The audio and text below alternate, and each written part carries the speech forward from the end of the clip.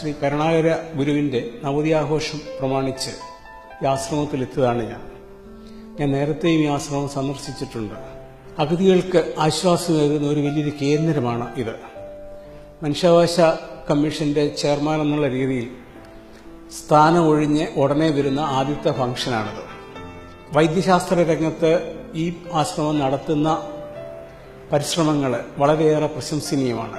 അതുകൂടാതെ പാവങ്ങളോടുള്ള കാരുണ്യ പ്രവർത്തനങ്ങൾ, സാധുജന സംരക്ഷണത്തിനുള്ള പ്രവർത്തനങ്ങൾ, അതുപോലെ ധർമ്മശാസ്ത്രത്തിലും മറ്റും ഈ ആശ്രമം നടത്തുന്ന പ്രവർത്തനങ്ങൾ വളരെ ശ്ലാഘനീയമാണ്. ഇന്ന് ഇന്ത്യയിൽ എവിടെ പോയാലും ശാന്തിഗിരി ആശ്രമത്തിന്റെ ശാഖകൾ നമുക്ക് കാണാവുന്നതാണ്. ഇവിടെ വന്ന് കുറച്ചു നേരം പ്രാർത്ഥിക്കുകയും ധ്യാനിക്കുകയും ചെയ്യുന്നവർക്ക് മനസ്സിന്റെ ഏത് പ്രശ്നങ്ങൾക്കും പരിഹാരം ഉണ്ടാകുന്നതാണ്. അതിനുള്ളൊരു ശാന്തമായ അന്തരീക്ഷം ഈ ആശ്രമത്തിലുണ്ട്. വളരെയേറെ ധർമ്മശാസ്ത്രത്തിലും ദൈവീയശാസ്ത്രത്തിലും വളരെയേറെ കഴിവുള്ള ധാരാളം സ്വാമിമാർ, നല്ലപോലെ ക്ലാസ് എടുക്കാനൊക്കെ കഴിവുള്ള സ്വാമിമാർ ഇവിടെയുണ്ട്.